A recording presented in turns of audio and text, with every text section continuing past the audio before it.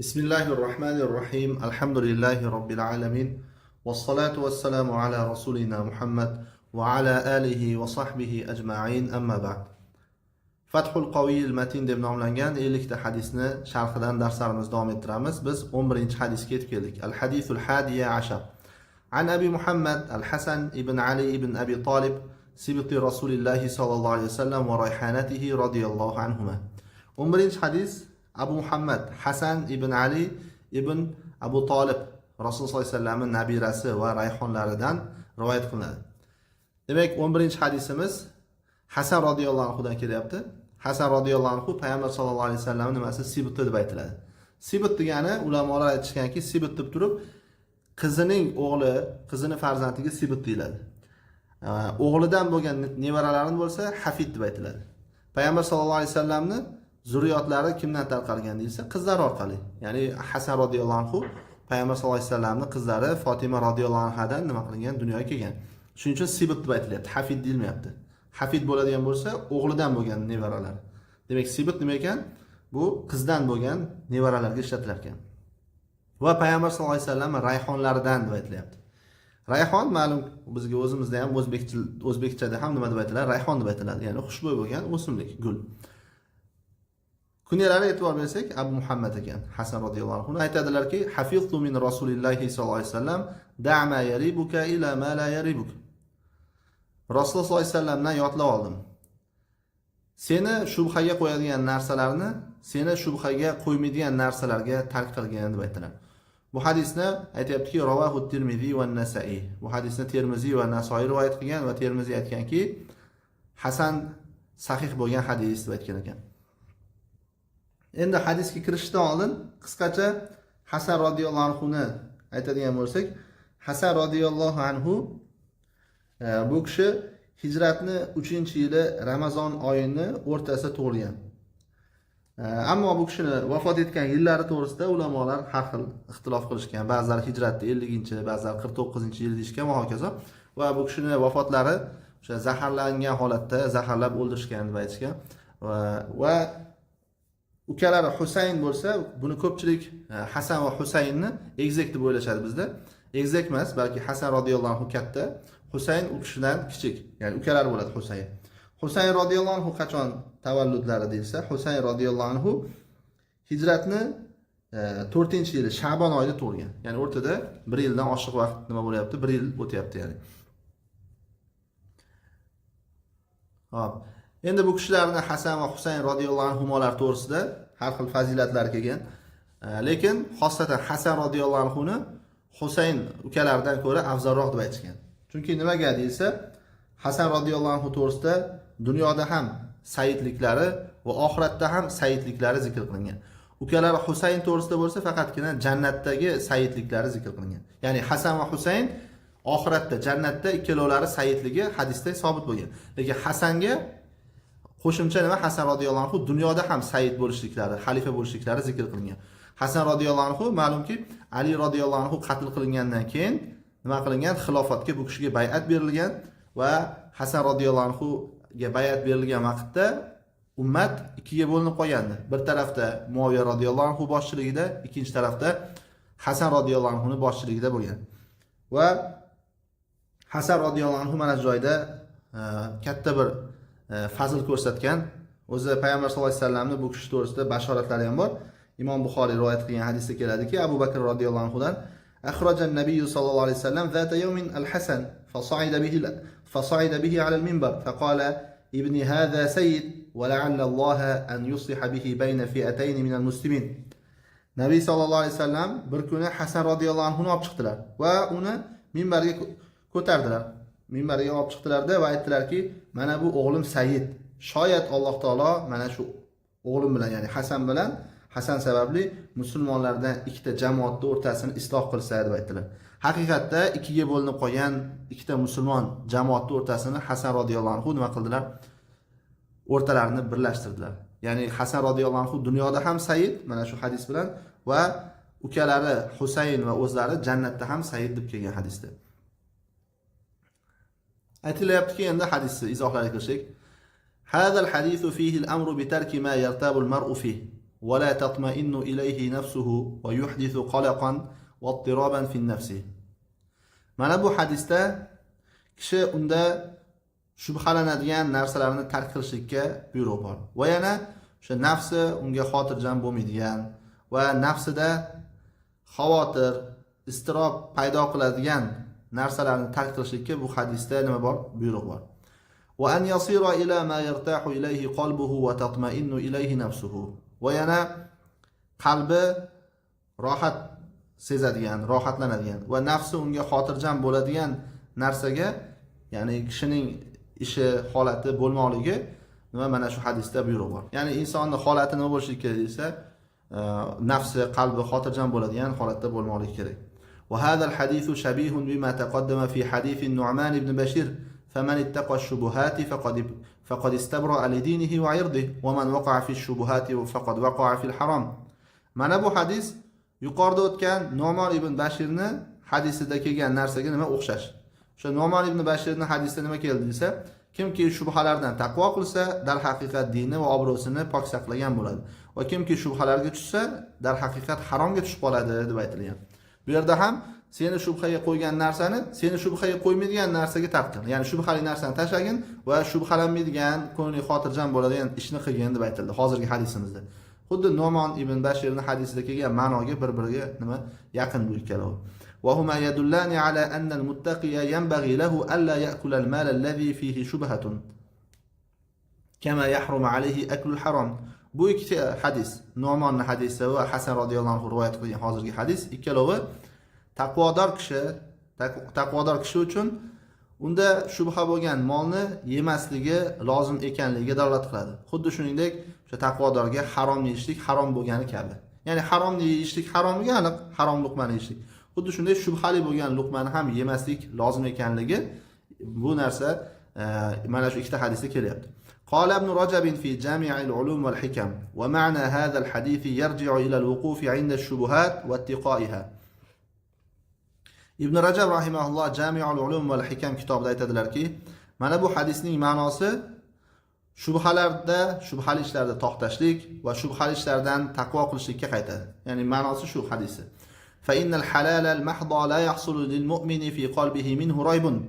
Chunki sof, toza, halol, mana shu sof, halol narsadan mu'minning qalbida biror bir rayb, shak shubha hosil bo'lmaydi. Halol narsani inson bismillah deb nima qilaveradi, bemalol tanovul qilaveradi, iste'mol qilaveradi. Va raybu bi ma'nal qalaqi wal ittirob. Shu rayb nima degani desa, xavotir, istiroblanishlik ma'nosidadir. Hadisda nima deb kelyapti-ku? Ma yaribuka. Roba yaribu, ya'ni raybdan chiqqanda shubhalanish. Bal taskunu ilayhi an-nafsu wa yatma'innu bihi al-qalbu. Balki nafs unga sokin bo'ladigan, qalb u bilan xotirjam bo'ladigan narsa nima qilishlik kerak? Mana shunaqa ishni qilishlik kerak. Va ammal mushtabihatu fayahsulu biha lilqulubi alqalaq wal ittirab almujib lishak. Ammo shubhali ishlar, ular sababli qalblarga xavotir, notinchlik va shakni keltirib chiqaruvchi iztirob hosil bo'ladi. Va qala aydan, va yana Ibn Rajab aytadilar: "Va ha huna amrun yanbaghi at-tafaqqun lahu." Ha degani tanbih ma'nosida. Bu yerda uni tushunishlik lozim bo'ladigan ish bor. Ya'ni bu mana shu hadisda. Va huwa anna at-tadqiqa fi at-tawaqquf 'an ash-shubuhat inma yasluhu liman istaqamat ahwaluhu kulluha wa tashabahat a'maluhu fi at-taqwa wal wara'. O'sha hadisda tushunishlik, anglashlik lozim bo'ladigan ish nima desa, u shubhali narsalardan to'xtashlikda tadqiq, ya'ni yaxshilab tekshirish, nozik joylargacha e'tibor berishlik faqatgina holatining barchasi to'g'ri bo'lgan kishilarga va amallari taqvo va dindorlikda amallari bir-biriga o'xshagan, bir-biriga mos bo'lgan kishilarga durust bo'ladi. Ya'ni inson qachon shubhali ishlardan taqvo qilishligi, shubhali ishlardan to'xtashlik, taqvo qilishlikda tadqiq qilish, tekshirib, shu narsani nima o'zini saqlab yurishlik, qachon inson bu narsaga intilishlik kerak desa, holati o'zi mustaqim bo'lishi kerak va amallar taqvo va dindorlikda bir-biriga mos, o'xshash bo'lishi kerak, bir xil bo'lishi kerak. Ya'ni bu degani nima degani? Ochiq haromlardan uzoq bo'lgan va ochiq halollarni qiladigan, farzlarni, vojiblarni qiladigan kishi bo'lishi kerak. Ana undan keyin mayda chuyda ishlarda ham nima qiladi? Taqvoga o'tish boshlaydi. فأما من يقع في انتهاك المحرمات الظاهرة ثم يريد أن يتورع عن شيء من دقائق الشبه فإنه لا يحتمل له ذلك بل ينكر عليه. أما kimki zohir oshkor harom ishlarni qilishlikda voqe bo'ladigan bo'lsa, ya'ni ochiq oydin harom ishlarni qilib yuradigan bo'lsa, o'g'irlik, zino, har xil musulmonlarni ochiq oldin aldab, tovlamachilik qilib yuradigan bo'lsa masalan, so'ngra nozik shubhali ishlarni ba'zilaridan shu taqvo qilishlikni istaydigan bo'lsa, albatta ana shu odamga bu narsalar ehtimoli yo'q. Ya'ni bu narsa balki nima deb aytayapti? Balki unga inkor qilinadi. Oldin oshkor bo'lgan farzlar va harom ishlarda holating to'g'rilab ol deb aytiladi. Kama qala ibn Umar liman sa'alahu an damil ba'udi min ahli al-Iroq. Xuddinki Abdulloh ibn Umar radhiyallohu anhu u kishidan Iroq ahlidan bo'lgan kishilar chivinning qoni haqida Abdulloh ibn Umardan so'ragan kishilarga Ibn Umar aytgan kabi. Aytadilarki, ya'ni Iroq ahli nima deb aytgan? Chivinni qoni tegib qolsa najosat bo'ladimi, yo'qmi masalan? Shunga o'xshagan savol so'rashganda Iroq ahliga aytganlarki, Ibn Umar yasaluni an damil ba'udi va qad qatalul Husayn. Mendan chivinni qoni haqida so'rashadi. Vaholanki Husaynni qatl qilishdi. Ya'ni Iroq ahli Husayn radhiyallohu anhu ni qatl qilinishiga nima qilgan? Sababchi bo'lib qo'ygan. Shiyalar o'zlari chaqirib olib nima qilishgan? Keyin turib berishmagan. Husayn radhiyallohu anhu va u kishi bilan birgalikda qancha ahli baytdan bo'lgan kishilar qatl qilingan shular sababli. O'zlari chaqirib olib, o'zlari keyin nima qochib yorishgan yoki qarshi tarafga o'tib olishgan. Shuning uchun ham Karbaloda ular har yili o'zlarini nima qilishadi? Dodvoy solib, o'zlarini kaltaylab bir narsalar qilishadi shiyalar. وسمعت النبي صلى الله عليه وسلم يقول هما ريحانتاي من الدنيا. Vaholanki men Nabiy sallallohu alayhi vasallamni shunday deb aytayotganlarini eshitganman. U ikkalov, ya'ni Hasan va Husayn dunyodan meni ikkita rayhonim deb aytganlar. Ya'ni ikkalovini maqtab turib, ya'ni rayhonni yuqorida aytganimizdek hidi shirin bo'lgan, u hammamiz bilgan o'sha rayhon guli. Mimma yustafadu min al-hadis. Hadisdan foyda qilib olinadigan narsalardan birinchisi tarku ma yakunu fihi ribatun wal akhdhu bima la ribata fihi. Riba, ya'ni shubhalanish bo'lgan narsalarni tark qilish va unda shubha bo'lmagan narsalarni olishlik. Ikkinchisi anna tarka ma yurtabu fihi rahatun lin-nafsi va salamatuha min al-qalaq. Unda shubhalanadigan narsalarni tark qilishlik, bu narsada nafs uchun rohat bor va tashvishdan, notinchlikdan o'sha qalbni, nafsni salomatligi bor. Salamatuhadagi muannas ha zamir nafsga qaytadi. Chunki muannas ya'ni. Shu bilan demak 11-hadisning ma'nolari tugadi. Ba'zi ma'nolari to'g'rirog'i. Chunki kitobimiz qisqa berilyapti. Endi 13-hadisga o'tamiz. Al-hadithu thaniya 12-hadis. Demak hozir 11-hadis tugadi, endi 12-hadis. An Abi Hurayra radhiyallohu ta'ala anhu qala Rasululloh sallallohu alayhi vasallam min husni islamil mar'i tarkuhu ma la ya'ni hadithun hasanun rawahu at-Tirmidhi va ghayruhu hakaza. 12-hadis Abu Hurayra radhiyallohu anhu dan rivoyat qilinadi. Aytadilar, Rasululloh sollallohu alayhi vasallam shunday deb aytdilar. Kishining islomini go'zalligidandir o'ziga muhim bo'lmagan narsalarni tark qilmoqligi. Ya'ni kishi o'ziga muhim bo'lmagan, o'ziga e'tiborli bo'lmagan narsalarni tark qilishligi insonning kishini islomini go'zalligidan deb aytdilar Payg'ambar sollallohu alayhi vasallam. Bu hadis demak hasan hadis. Imom Termiziy va undan boshqalar mana shunday qilib buni rivoyat qilishgan. معنى هذا الحديث أن المسلم يترك ما لا يهمه من أمر الدين والدنيا في الأقوال والأفعال. Bu hadisni ma'nosi shuki, musulmon kishi o'ziga muhim bo'lmaydigan din va dunyo ishlarini nima qiladi? Tark qiladi. Musulmon kishi o'ziga muhim bo'lmaydigan so'zlar va fe'llarda din va dunyo ishlarini nima qiladi? Tark qiladi. Dinda ham, dunyoda ham o'ziga muhim bo'lmagan ishlarni nima qiladi? Musulmon kishi tark qiladi. Unga vaqtini sarflab o'tirmaydi. Bu hadisni nimasidan? Mantiqdan olinyapti. Mantiq va bizda mafhum yo'li bilan hadisni tushunamiz deb aytilgandi. Buni undan oldingi bir necha oldingi darsimizda ham aytganmiz. Mantiq yo'li bilan hadisdan foyda olishlik qanday deyilsa, hadisda talaffuz qilingan, aytilgan, zikr qilingan kalimalardan to'g'ridan-to'g'ri olishlik bu hadisni mantiqining dalolati. Endi hadisni ma'no mazmunidan, mohiyatidan, ya'ni hadis dalolat qilgan, hadisdan kelib chiqadigan boshqa ma'nolar yo'li bilan hadisdan dalolatlar, foydalar olishlik bu mafhum yo'li bilan olinadi deb aytgandik. Va aytayaptiki mana va mafhumuhu annahu yashtahidu fi ma ya'nihi fi zalik. Hadisning endi mafhumi nimaga dalolat qiladi? Mantuqi demak o'ziga muhim bo'lmaydigan narsalarni tark qilishlik. Endi hadisning mafhumi bo'lsa, kishi nima qiladi? Ana shu narsada, ya'ni din va dunyo ishlarida, so'zlari va fe'llarida o'ziga e'tiborli, muhim bo'lgan narsalarni ijtihod qiladi, harakat qiladi. O'ziga e'tiborli, muhim bo'lgan narsalarga harakat qiladi. Bu hadisning mafhumidan. Hadisning mantuqidan-chi? Hadisning mantuqidan muhim bo'lmagan narsani tark qilishga kelib chiqyapti. Qala ibn Rajab fi Jami'il ulum wal hikam. Wa ma'na hadha al hadith anna man hasuna islamuhu taraka ma la ya'nihi min qawlin wa fi'lin. واقتصر على ما يعنيه من الأقوال والأفعال. Bu hadisning ma'nosi Ibn Rajab rahimahulloh Jami'ul ulum wal hikamda aytadiki, kimniki islomi go'zal bo'lsa, o'ziga muhim bo'lmagan, e'tiborli bo'lmagan so'z va fe'llarni nima qiladi? Tark qiladi. Va o'ziga e'tiborli bo'lgan so'zlar va fe'llarga nima qiladi? Cheklanadi. Wa ma'na ya'nihi annahu tata'allaqu 'inayatuhu bihi wa yakunu min maqsidihi wa matlubihi. Endi hadisda ya'nihi deb kelyapti. Ana shuning ma'nosi nima desa, ya'ni unga inoyati, e'tibori, qiziqishi, tashvishi taalluqli bo'ladigan, u kishining shu maqsadi va matlabi, ya'ni talab qilgan narsalardan bo'ladi.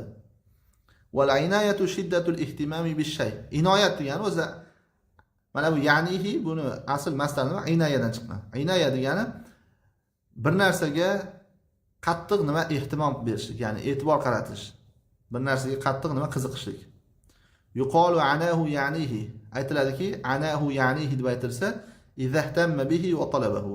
Agar shuni bir narsani e'tibor bersa, bir narsani talab qilsa, anahu ya'nihi deb aytiladi. Va laysa al-muradu annahu yatruku ma la inayata lahu va la iradata bi hukmi al-hawa va talabin nafsi.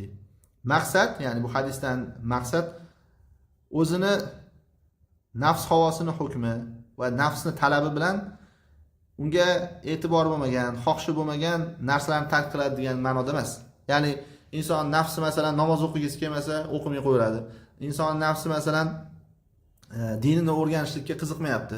Nafsi bu narsani talab qilmayapti. Buni tark qiladi degan ma'noda emas. Balki nima? Bal bi hukmi shar'i val islam. Balki shariat va islomning hukmi bilan. Ya'ni islom va shariat din va dunyo ishlarida bizdan nimani talab qiladi? Ana shu narsalarga e'tibor qaratish va bundan boshqa narsalarga vaqtni sarflamaslik kerak. Va lihada ja'alahu min husnil islam. Shu sababli bu narsani, ya'ni o'ziga muhim bo'lmagan narsani tark qilishlikni payg'ambar sollallohu alayhi vasallam islomning go'zalligidan qildilar. Ya'ni islom go'zalligidan deb aytdilar. Fa iza hasuna islamul mar'i taraka ma la ya'nihi fil islam min al aqwali wal af'al. Agar kishining islom go'zal bo'lsa, o'ziga e'tiborli bo'lmaydigan so'zlar va fe'llardan nima qiladi? Shu islomda o'ziga e'tiborli bo'lmagan so'zlar va fe'llarni tark qiladi. Fa innal islama yaqtadi fi'l al-wajibat. Chunki islom vojibotlarni qilishlikni taqozo qiladi. Kama sabaqa zikruhu fi sharhi hadisi Jibril alayhisalom. Buning zikri Jibrilning hadisini sharhida yuqorida oldin o'tganidek. Jibrilning hadisini biz ikkinchi hadisda o'tdik. Va innal islam al-kamila al-mamduha yadkhulu fihi tarkul muharramat. Maqtaladigan komil islom uni ichiga harom ishlarni tark qilish ham kiradi. Ya'ni maqtaladigan komil islom buning ichiga harom ishlarni tark qilish va vojibotlarni bajarishlik, bu ikkalovi maqtalgan komil islom ichiga kiradi. Kama qala sallallohu alayhi vasallam al-muslimu man salima al-muslimuna min lisanihi va yadihi. Payg'ambar sallallohu alayhi vasallam aytganlaridek, musulmon, ya'ni haqiqiy komil musulmon uning tili va qo'lidan boshqa musulmonlar salomat bo'ladigan kishidir. Va idza hasuna al-islamu iqtada tarka ma la ya'ni kullihi min al-muharramati wal mushtabihati wal makruhati wa fudul al-mubahati allati la yahtaju ilayha. Agar islom go'zal bo'lsa, mana shu islomning go'zalligi nimani taqozo qiladi desa,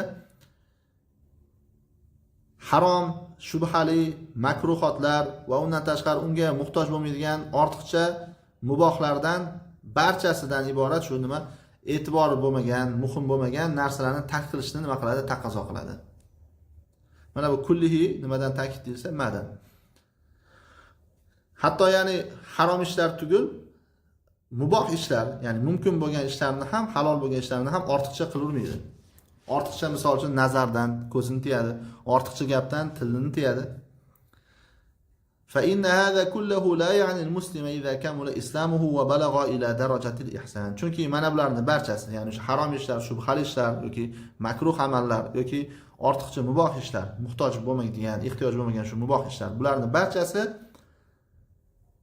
agar islomi, ya'ni kishining, musulmon kishining islomi komil bo'lsa va ihson darajasiga yetadigan bo'lsa, kishi musulmonni bu narsalarni nima qilmaydi, e'tiborini qaratmaydi. Musulmon kishi bularni nima qilmaydi, talab qilmaydi, qasddan qilmaydi.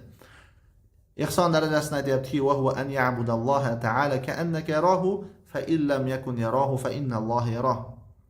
Shu ihson darajasi u Alloh taologa kishi nima, Allohni ko'rib turgandek ibodat qilishligidir. Garchi Allohni ko'rmaydigan bo'lsa ham, albatta Alloh taolo uni, shu bandani ko'rib turadi. To'g'ri, dunyoda inson Alloh taoloni ko'ra olmaydi, balki Qur'on va hadisni dalolati bilan inson, musulmon kishi, mo'min kishi Alloh taoloni oxiratda ko'radi. Lekin dunyoda Alloh taoloni ko'rib turgandek yoki bo'lmasa Alloh taolo ko'rayotganini inson zehnida hozir qilib, o'ylab, eslab turib ibodat qilishi mana shu ihson darajasi. فمن عبد الله على استحضار قربه ومشاهدته بقلبه أو على استحضار قرب الله منه واطلاعه عليه فقد حسن إسلامه.